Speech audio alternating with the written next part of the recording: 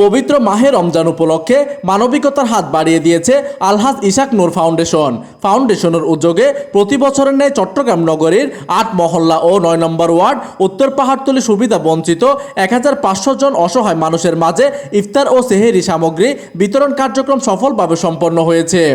এই সময় প্রধান অতিথি হিসেবে উপস্থিত ছিলেন আলহাজ ইসাক নূর ফাউন্ডেশনের সম্মানিত চেয়ারম্যান বিশিষ্ট সমাজসেবক আলহাজ ইদ্রিস মোহাম্মদ নুরুল হুদা।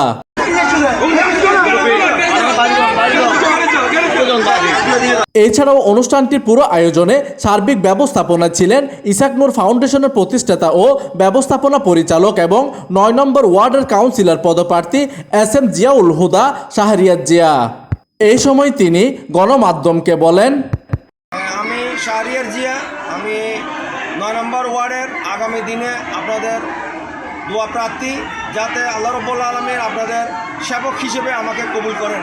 অনুষ্ঠানটি সভাপতিত্ব করে দোয়া পরিচালনা করেন নেসারিয়া কামিল মাদ্রাসার সাবেক উপাধ্যক্ষ হাজী আব্দুল আলী জামে মসজিদের খতিব আলহাজ মাওলানা শরীফ মোহাম্মদ সুলাইমান আল আহসান।